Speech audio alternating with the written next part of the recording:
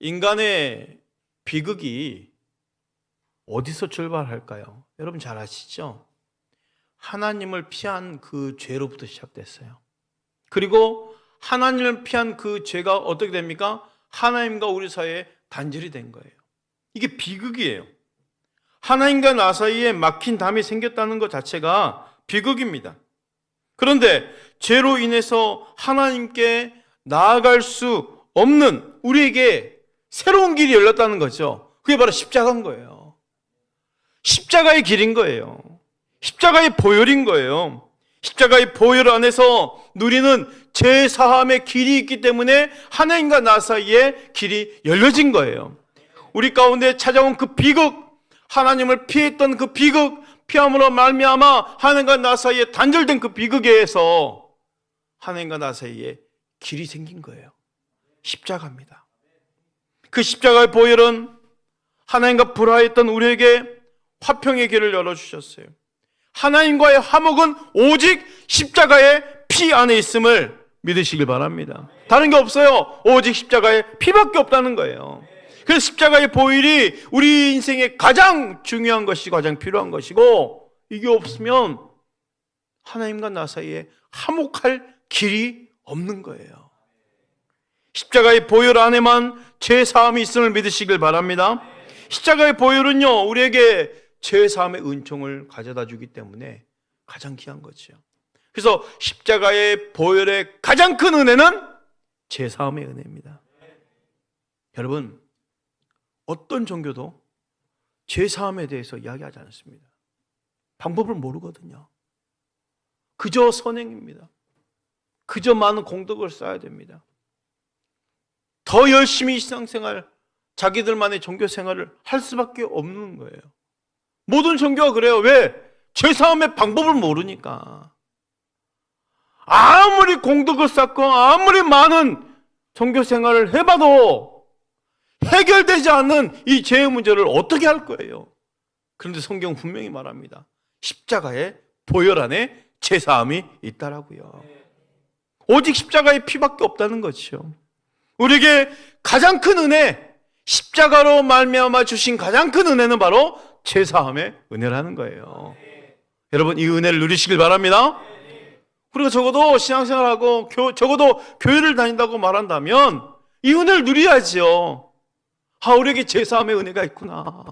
이 은혜를 누려야지요. 십자가의 보혈만이 죄사함의 유일한 통로라는 거예요. 마태복음 26장 27절 28절 말씀 볼까요? 또 잔을 가지사 감사 기도하시고 그들에게 주시며 이르시되 너희가 다 이것을 마시라. 이것은 죄사함을 얻게 하려고 많은 사람을 위하여 흘리는 바 나의 피 곧 언약의 피니라. 따라서 합시다.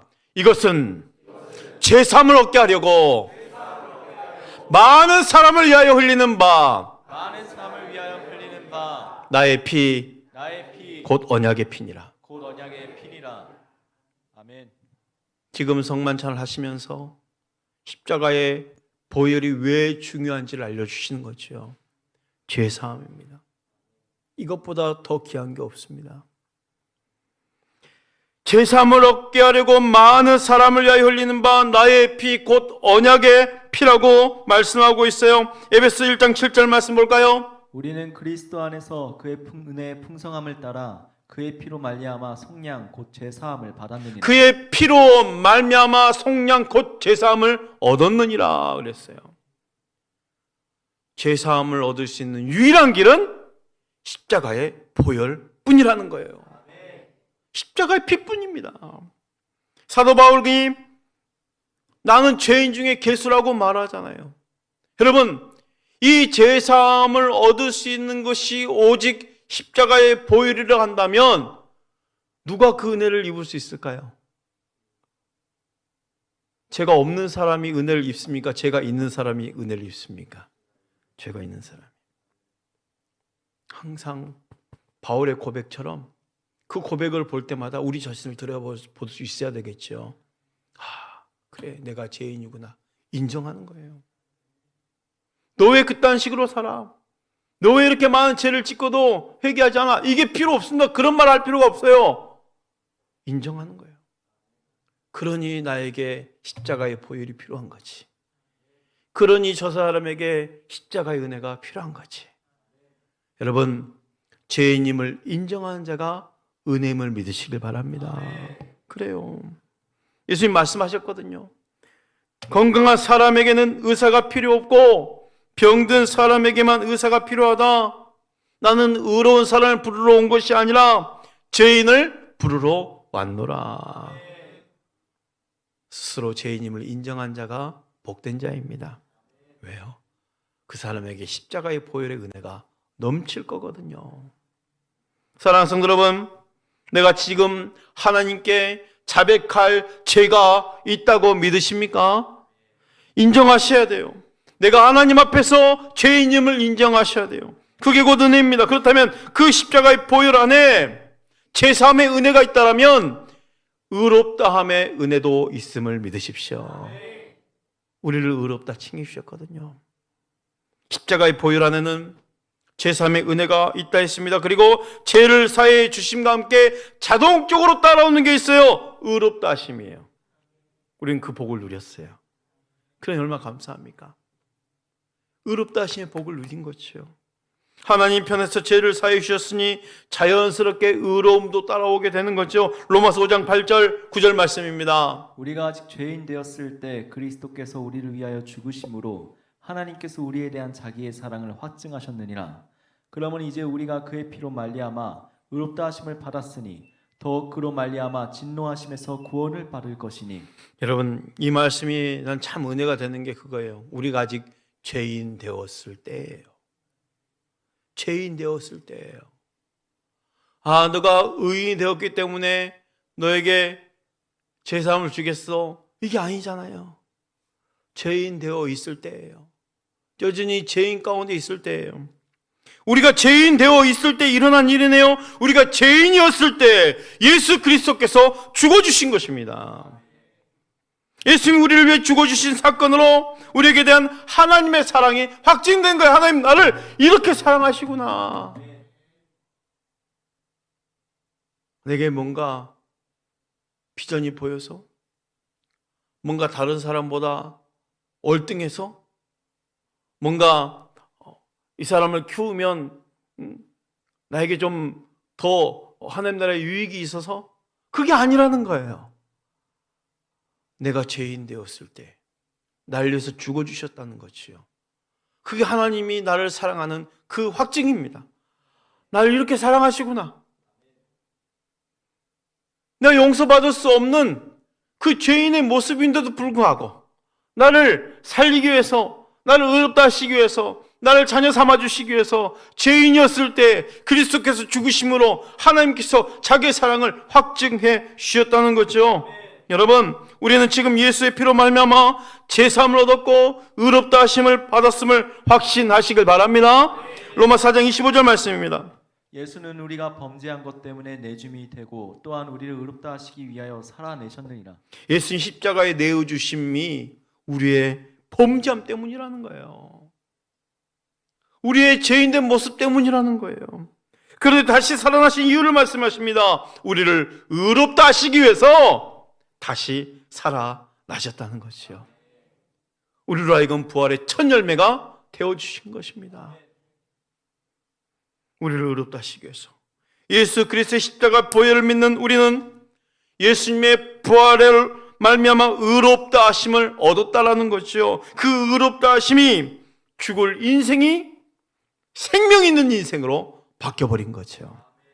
로마서 5장 18절 말씀입니다. 그런즉 한 범죄로 많은 사람이 정죄에 이른 것 같이 한 의로운 행위로 말미암아 많은 사람이 의롭다 하심을 받아 생명에 이르렀느니라. 누구를 말합니까? 첫사람 아담을 말하는 것이고 두 번째는 예수님을 말하는 거예요. 한 사람의 의롭다 하심을 받아 생명을 이루었다는 거예요. 우리 모두는 지금 예수님의 십자가의 피로 제사함을 받아 의롭다 하심과 그로 인해 생명을 얻었다라는 거죠. 그 하나님이 나를 의롭다 하시기 전 하신 일이 있어요. 뭐냐? 나를 택하셨다는 거예요. 이것보다 더 큰 은혜가 어디 있을까요? 하나님이 나를 미리 아시고 정하셨다는 거예요. 로마서 8장 29절 30절 말씀입니다. 하나님이 미리 하신 자들을 또한 그 아들 형상을 본받게 하기 위하여 미리 정하셨으니 이는 그로 많은 형제 중에서 맏아들이 되게 하려 하심이라.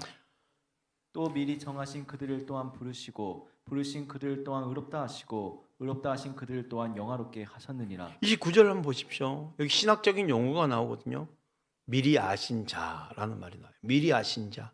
신학적인 용어로 예지라고 해요. 예지. 미리 아셨어요. 미리 아신 자들을 그 맏아들이신 예수의 형상을 본받게 하기 위해서 또 뭐 하셨습니까? 미리 정하신 거예요. 이걸 예정이라고 그래요. 예지하셨고 예정하셨다는 거예요. 여러분이 태어나기 전부터 하나님은 여러분을 알고 계셨고 미리 알고 계시고 미리 정하셨다는 거예요. 여러분, 그리고 당신의 자녀들을 미리 정하셨다는 것은 뭡니까? 누구의 형상을 본받게 정하셨냐면 바로 그 아들 예수의 형상을 본받게 하려고 정하셨다는 거예요. 올 한해 우리가 그리스도를 본받는 영성으로 달려가고 있잖아요. 우리를 정하신 이유는 바로 그 형상을 본받게 하기 위해서, 그리고 그 부르신 그들을 의롭다 하셨고 의롭다 하신 그들을 마침내 영화롭게 하신다 하셨습니다. 30절 말씀을 우리 함께 같이 선포해 볼까? 시작. 또 미리 정하신 그들을 또한 부르시고 부르신 그들을 또한 의롭다 하시고 의롭다 하신 그들을 또한 영화롭게 하셨느니라. 아멘. 여러분, 우리가 지금 이 자리에 있는 것조차도 하나님 나를 예지하셨고 예정하셨기 때문에 나를 부르셨고 나를 영화롭게 하기 위해서 그 성도의 온전한 견인으로 이끌어가고 계시는 거지요. 그러니 우리가 전도하는 그 영혼들을 보십시오. 전도는 뭐예요? 하나님이 미리 정하신 사람들을 찾아내는 거예요. 하나님 자녀된 자를 찾아내주는 거예요. 그리고 알려주는 거예요. 여러분, 이 말씀이 진리이심을 믿으십니까?